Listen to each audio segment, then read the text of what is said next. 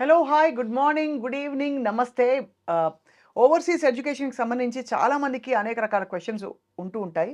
And దీనికి సంబంధించి Videsh consults Sainath గారు ఎప్పటికప్పుడు మనకి డౌట్స్ క్లారిఫై చేస్తూ వచ్చారు. ప్రత్యేకంగా ఇవాళ యూకే గురించి మాట్లాడదాం. ఎందుకంటే యూఎస్‌లో ఒకవేళ అవకాశాలు తగ్గితే నెక్స్ట్ బెస్ట్ ఆల్టర్‌నేటివ్ యూకే అని అందరూ అనుకుంటున్నారు. సో, యూకేలో ఎడ్యుకేషన్ సిస్టమ్ ఏమిటి తెలుసుకుందాం. Sainath garu, thank you for giving us your time again. Always a pleasure అండి. Yeah! Thank you very much. So, UK అంటే ఒకటి అడ్వాంటేజ్ ఏంటంటే ఒక ఫ్లైట్‌తో మనం అలా జంప్ అయ్యి ఎళ్ళిపోవచ్చు. రైట్. ప్లస్ చాలా బావుంటుంది యూకేలో లైఫ్ అని విన్నాను. హ్మ్. క్వైట్‌గాను ఉంటుంది. హ్మ్. At the same time opportunities ఉంటాయి. యాహ్! అయితే ఇప్పుడు పర్టిక్యులర్‌గా ఏంటంటే మనకి ఇప్పుడు కొత్తగా యూఎస్ మనం చూస్తున్నాం కదా! ఇక్కడ ఏంటంటే చాలా మంది స్టూడెంట్స్‌కి ఈ రోజున యూఎస్‌కెళ్ళడం కంటే వాట్ ఆర్ ద బెస్ట్ ఆప్షన్స్‌లో సెర్చ్‌లో ఉన్నారు. దీంట్లో UK will be definitely a very good option for them to definitely consider. దీంట్లో ముఖ్యంగా ఏంటంటే మనకిక్కడ స్టూడెంట్‌కి ఎడ్యుకేషన్ ఫీజ్ ఏదైతే ఉందో ఇది మనకి యూఎస్‌లో కొంత ఫ్రాక్షన్‌లో ఇక్కడ మాస్టర్స్ కంప్లీట్ చేయొచ్చు. Right. So, which is as low as 12 lakh rupees నుంచి 20 lakhs is the maximum fees what they need to pay. Hmm. ఇది ఓవర్ ఎ పీరియడ్ ఆఫ్ 2 ఇయర్స్‌లో చక్కగా వెసులుబాటు ఉంటుంది వాళ్ళకి. ఓకే. ఈ ఫీస్ కట్టుకోవడానికి ఇన్‌స్టాల్‌మెంట్ ఆప్షన్స్ కూడా ఉంటాయి. హుహు. కాబట్టి ఏంటంటే ఫైనాన్షియల్‌గా బర్డెన్ ఉండదు. ఆ తర్వాత ఎడ్యుకేషన్ చేసేటప్పుడు కూడా స్టూడెంట్స్‌కి ఆఫ్ క్యాంపస్, ఆన్ క్యాంపస్ హ్మ్. జాబ్స్ అనేది యాక్చువల్లీ ఇప్పుడు అమెరికా వచ్చిన తర్వాత యాక్చువల్‌గా ఆఫ్ క్యాంపస్ గురించి డిస్కషన్ వచ్చింది. ఇప్పుడు ట్రంప్ వచ్చిన తర్వాత. కరెక్ట్. గతంలో ఏంటంటే యూఎస్‌లో స్టూడెంట్స్ కూడా ఏంటంటే చక్కగా బయట ఎక్కడైనా వర్క్ చేసేవాళ్ళు. Though it is illegal. ఎవరు దాన్ని పెద్దగా పట్టించుకున్నది లేదు. అయితే ఇప్పుడు ఈ పర్టిక్యులర్ మూవ్‌మెంట్‌లో ఏంటంటే అక్కడ ఆఫ్ క్యాంపస్ ఎప్పుడైతే టైట్ అయిపోయిందో అంటే స్టూడెంట్స్ చేసేవాళ్ళు కూడా స్వచ్ఛందంగా వాళ్ళు ఆల్రెడీ జాబ్ క్విట్ చేసిన పరిస్థితి ఈ రోజున. అయితే యూకేలో ఏంటంటే మనం ఎక్కడైనా ఇన్ క్యాంపస్ గానీ, ఆఫ్ క్యాంపస్ గానీ 2 లీగల్. అవును. దాని ద్వారా ఏంటంటే వీళ్ళకి చక్కగా ఎక్కడైనా జాబ్ చేసుకోవచ్చు. అండ్ యూకేలో కూడా బేసిక్ వేజ్ ఏదైతే ఉందో 11.7 పౌండ్స్ హ్మ్. అంటే దాదాపు రూ. 1,200 వాళ్ళకి ఒక గంటకొస్తుంది. హ్మ్. సో, చక్కగా వీళ్ళు ఒక 20 అవర్స్ పర్ వీక్ లీగల్‌గా వర్క్ చేసినా కూడా మంత్లీ దాదాపు వీళ్ళు ఒక రూ. 1,00,000 వరకు ఈజీగా వీళ్ళు ఆర్జించుకోగలుగుతారు. అంటే దాని నుంచి ఫీస్ కట్టుకొని లివింగ్ ఎక్స్‌పెన్సెస్ చూసుకోగలుగుతారు యాహ్! ఎగ్జాక్ట్‌లీ కొంతవరకు. అండి. సో, హ్మ్. ఆహ్, క ఒకవేళ యూకేలో యూనివర్సిటీలో సీట్ వస్తే గనక హ్మ్. దానికి మళ్ళీ దానికి క్వాలిఫైయింగ్ ఇవే ఉంటాయా ఎగ్జామ్స్? ఆ లక్కీగా ఏంటంటే మనకి యూఎస్‌కి మనకి జీమాట్ గాని, జీఆర్ఈ గాని, తర్వాత ఐఎల్టీఎస్, టోఫెల్ ఈ పరీక్షలు కంపల్సరీ ఉంటాయి.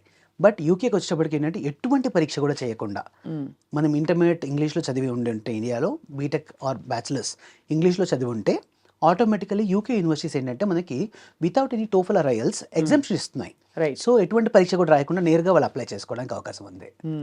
యూకే యాస్ సచ్ ఒక very very costly kind of place to live in అని అంటుంటారు. Okay. Is that right? So, అది అకామోడేషన్స్ మొదలుకొని. అవును. అది యాక్చువల్‌గా ఏంటి చాలా మందికి ఉన్న అపోహ అది. ఎందుకంటే ఇప్పుడు అబ్రాడ్‌లో ఎలా ఉంటదంటే మనకి సంపాదన బట్టి ఖర్చులండి. సో, యూకే దానికి అతీతం కాదు. సో, హ్మ్. అక్కడ సంపాదన కూడా ఎక్కువ. హ్మ్. అంటే ఇప్పుడు వాస్తవానికి నెలకు ఒక 50,000-60,000 నెలకు ఖర్చయ్యాయనుకోండి. వాళ్ళు పార్ట్ టైమ్ జాబ్‌లో వారానికి 20 గంటలు అంటే చక్కగా ఓ శని, ఆదివారాలు 10 గంటలు చేసుకున్నా కూడా హ్మ్. వాళ్ళకి నేరుగా ఒక రూ. 1,00,000 వాళ్ళు సంపాదించుకుంటారు. హ్మ్. ఇది కాకుండా మళ్ళీ క్యాషువల్ జాబ్స్ చేసేది ఎలాగో చేసేవాళ్ళు చేస్తా ఉంటారు. అవును. సో, దాని ద్వారా వాళ్ళకి ఇంకో అదనంగా ఇంకో 50,000-60,000 వస్తోంది. సో, ఇలా ఎలా చూసుకున్నా కూడా వీళ్ళకి ఒక 1.5 లాక్ వరకు ఇన్‌కమ్ ఉన్నప్పుడు ఓ 50,000-60,000 ఖర్చులు తీసినా కూడా కన్సిడరేట్ అమౌంట్ వాళ్ళకి సేవింగ్ అనేది జరుగుతోంది. రైట్. ఇప్పుడున్న పరిస్థితుల్లో what courses are in demand అండి యూకేలో చదువుకోవడానికి? సో, యూకే ముఖ్యంగా ఐటీకి చాలా బావుంటుందండి.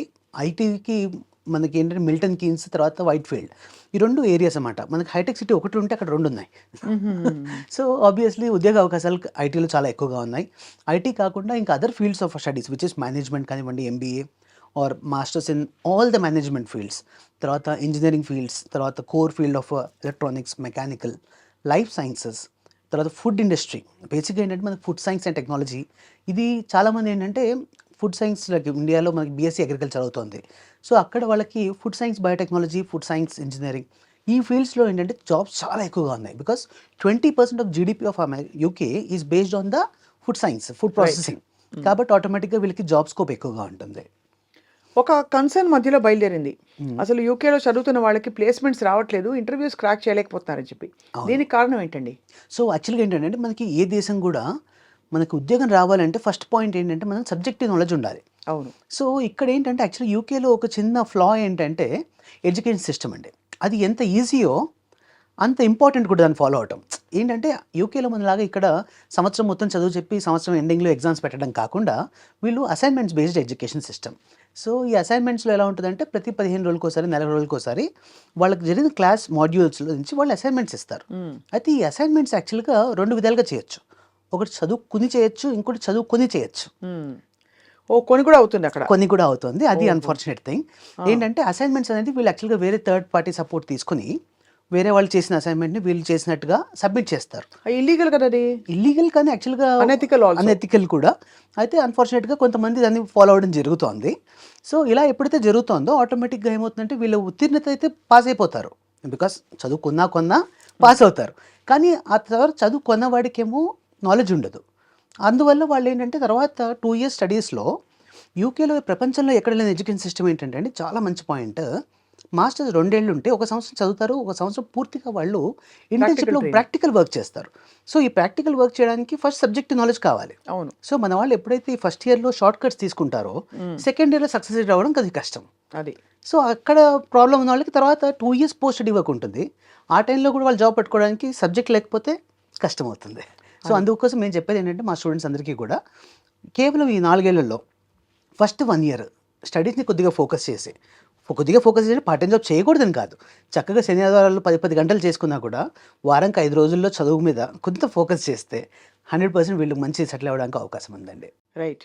అండ్ ఆఫ్ కోర్స్ అక్కడ యూకేలో కూడా స్థిరపడ్డం అన్నది ఒక అందని కల అయితే కాదు. అబ్సల్యూట్‌లీ. ఈజీగా కోర్స్ కంప్లీట్ అయ్యాక సెటిల్మెంట్ ఉంటుందని చెప్తున్నారు. అది ఏ విధంగా అంటే అండి మనకి యాక్చువల్‌గా ఈ చదువు ఎడ్యుకేషన్ సిస్టమ్‌లోనే ఆ అవకాశం వెసులుబాటు దాంట్లో దొరుకుతుంది. ఎందుకంటే ఫస్ట్ ఇయర్ వీళ్ళు చదివిన తర్వాత సెకండ్ ఇయర్ ఎప్పుడైతే వీళ్ళు ఇంటర్న్‌షిప్‌లో ఉంటారో వీళ్ళు ఏదో ఒక యూకే బేస్డ్ కంపెనీలో వర్క్ చేస్తారు. Exactly related to the field of studies. అంటే ఒక సంవత్సరం థియరిటికల్‌గా చదువుకున్నది ఇంకో సంవత్సరం దాన్ని ప్రాక్టికల్‌గా అప్లై చేస్తారు. రైట్. అప్లై చేసేటప్పటికి సబ్జెక్ట్ నాలెడ్జ్ అనేది ఖచ్చితంగా ప్రాక్టికల్ ఏరియాలో వాళ్ళకి దొరుకుతుంది. ఆ తర్వాత ఆ దేశంలో 2 ఏళ్ళు స్టే బ్యాక్ ఉంటుంది. ఈ 2 ఏళ్ళు అంటే బేసికల్లీ 2 ఏళ్లలో ఎవరైనా వ్యక్తి పార్ట్ టైమ్ జాబ్ కాకుండా ప్రొఫెషనల్ జాబ్ పట్టుకోలేకపోతే ఆ తర్వాత ఇండియాకొచ్చినా ఆ జాబ్ దొరకదు. ఓహో! సో, అంత చక్కటి టైం అది. ఏది ఆహా! పూర్తిగా 2 ఏళ్ళు ఆ దేశంలో ఉండి ఉద్యోగం వెతుక్కోవడానికి. అవును. సో, సబ్జెక్టివ్ స్కిల్స్‌ని మళ్ళీ ఒకవేళ చదివేటప్పుడు గానీ, తర్వాత మిస్ అయినా కూడా వీళ్ళు మళ్ళీ దాన్ని కొద్దిగా బ్రషప్ చేసుకొని ప్రాపర్ ఛానెల్ ద్వారా వాళ్ళు సెర్చ్ చేస్తే గనుక ఖచ్చితంగా జాబ్స్ దొరుకుతాయి. అంటే దాదాపు మీరు వడ్డించి విస్తట్లో పెట్టొచ్చు కానీ, ఆ చొరవ చూపించి సరిగ్గా దాన్ని మొత్తం అంతా కూడా వంట పట్టించుకునే బాధ్యత స్టూడెంట్‌పై ఉంటుంది. 100% ఆ ఉంటుందండి. అవకాశాన్ని. వన్ ఈజ్ మీరు చెప్పినట్టుగా అడ్వాంటేజెస్ 10-20 లాక్స్‌లో per year total fees. Total fees. Total fees. 10-20 లాక్స్‌లో పూర్తి చేసుకోవచ్చు. యెస్. అక్కడ so many number of hours అవి ఇవి అని వర్క్ చేసుకోవచ్చు. యాహ్! వాటితో పాటు ఆఫ్ కోర్స్ మీరు అనడం ఎగ్జామ్ సిస్టమ్ ఉండదు కాబట్టి అసైన్మెంట్ సిస్టమ్ మీద వాళ్ళ పేస్‌లో వాళ్ళు టెన్షన్ లేకుండా చదువుకోవచ్చు. ఎగ్జాక్ట్‌లీ. అన్నిటికంటే ముఖ్యంగా ఐ థింక్ ఇండియన్ డయాస్పోరా కూడా బానే ఉండుంటుంది యూకేలో. చాలా మందండి. ఇప్పుడు యాక్చువల్‌గా మన తెలుగు వాళ్ళ కమ్యూనిటీ చాలా బాగుంది యూకేలో. సో, వీళ్ళ ద్వారా ఏంటంటే మనకి పియర్ సపోర్ట్ బాగా దొరుకుతుంది. అంటే వీళ్ళు వెళ్ళినప్పుడు క్లాస్‌మేట్స్ కానివ్వండి, ఆల్రెడీ సీనియర్స్ ఉంటారు. మన భారతీయుడు అధినేతే అయ్యాడు కదండీ! అవునండి. సో, ఆబ్వియస్లీ ఏంటంటే ఇక్కడ మన ఇండియన్ స్టూడెంట్స్‌కి అక్కడ సపోర్ట్ కూడా బాగా దొరుకుతుంది. అండ్ మోస్ట్ ఇంపార్టెంట్‌లీ ఏంటంటే ఈ 10-12 లాక్స్, 15 లాక్స్ స్పెండ్ చేయలేని వాళ్ళకి కూడా ఏంటంటే ఈ రోజున బ్యాంక్స్ అన్నీ కూడా విరివిగా లోన్స్ ఇస్తున్నాయి. సో, ఎడ్యుకేషన్ లోన్ కూడా ఈ రోజున గతంలో యూకేకి ఏంటంటే లైక్ ఎడ్యుకేషన్ లోన్‌కి ఏదో మార్ట్‌గేజ్ చేస్తే ఇచ్చేవాళ్ళు. ఇప్పుడు చక్కగా unsecured loan up to 40 lakhs కూడా బ్యాంక్స్ ఇవ్వడానికి ముందుకొస్తున్నాయి. కాబట్టి లోన్స్ కూడా ప్రాబ్లమ్ కాదు. సో, ఎడ్యుకేషన్ లోన్ పెట్టుకొని చక్కగా ఎలా అయితే యూఎస్‌కి ప్లాన్ చేస్తామో అలాగే యూకే చేసినా కూడా ఖచ్చితంగా వీళ్ళు పెట్టిన రూపాయికి రూ. 10 ఈజీగా సంపాదించుకోవచ్చు. వాట్ అబౌట్ మెడికల్ కోర్సెస్ ఇలాంటి వెరీ ప్రొఫెషనల్ ప్రోగ్రామ్స్ అండి? అవును. మెడికల్ కోర్సెస్‌లో ముఖ్యంగా ఏంటంటే ఎన్‌హెచ్‌ఎస్ అని ఉంటుందండి యూకేలో. నేషనల్ హెల్త్ సర్వీస్ అని ఇది పూర్తిగా all hospitals belongs to NHS. కాబట్టి ఇక్కడ వీళ్ళకి ఎవరికైనా లైఫ్ సైన్స్ సంబంధించిన కోర్సెస్ కానివ్వండి, లైక్ పబ్లిక్ హెల్త్ కానివ్వండి, ఇలాంటి కోర్సెస్ చేసిన వాళ్ళకి అక్కడ ఎన్‌హెచ్‌ఎస్‌లోనే జాబ్స్ వస్తాయి. ఓహో! సో, అయితే మనకి ఐటీ అని ఒక టైంలో ఫారిన్ ఎడ్యుకేషన్ గురించి అనుకున్న పరిస్థితి నుంచి దాదాపు మనకి బ్రాంచెస్ చాలా ఓపెన్ అప్ అవుతున్నాయి. యాహ్! అండ్ రియల్ అవసరం ఇప్పుడు ఎక్కడుందంటే రీసెర్చ్‌లో, లైఫ్ సైన్సెస్‌లో, ఫుడ్ సైన్సెస్‌లో, మేనేజ్మెంట్‌లో వీటన్నిటిలో కూడా బాగా అవకాశాలు పెరుగుతున్నాయి. యెస్. అండ్ బహుశా యూఎస్‌కి దీటుగా ఇప్పుడు యూకే కూడా పుంజుకోబోతుంది అంటున్నారు. 100% అండి. ఇప్పుడు ట్రంప్ వచ్చిన టైంలో లాస్ట్ కూడా అలాగే ఉండింది. ఇప్పుడు కూడా మళ్ళీ రిపీట్ అవుతోంది. Right. It is not a new thing what is happening currently. అయితే ఇప్పుడేంటంటే మనకి తెలుగు వాళ్ళకి ఖచ్చితంగా ఇప్పుడు యూకే అనేది మనం ఆప్షన్‌గా తీసుకుంటే మనం 100% మనం సక్సీడ్ అవ్వడానికి, ఆ తర్వాత ఉద్యోగాలు పట్టుకోవడానికి, సెటిల్మెంట్ అవ్వడానికి ఈజీ అవకాశం ఉంటుంది. తర్వాత ఇంకోటి యూకేలో ఈ 4 ఏళ్ల తర్వాత టైర్ 2 వీసా అని ఉంటుంది. అంటే విచ్ ఇస్ వర్క్ వీసా. ఆ వర్క్ వీసా మీద 5 ఇయర్స్ ఉంటే పీఆర్ వచ్చేస్తుంది. సో, ఇప్పుడు గ్రీన్ కార్డ్ కోసం మనం వేచి చూడడానికి ఆ నిరీక్షణ అనేది అవసరం ఉండదు. రైట్. చక్కగా ఒక 5 ఏళ్ళు వర్క్ పర్మిట్‌లో ఉన్నామా ఆటోమేటిక్‌గా మనకి పీఆర్ కూడా ఎలిజిబిలిటీ వచ్చేస్తుంది. రైట్. మొత్తానికి అయితే UK is the next destination for Indian students అంటున్నారు అయితే. ఖచ్చితంగా it's one of the wonderful options to be considered అండి. Thank you very much Sainath garu for the very informative session. Pleasure is always ours అండి. Thank you Yeah. Very much. Will come back to you, మళ్ళీ questions ఉంటాయి. ఖచ్చితంగా. Yeah.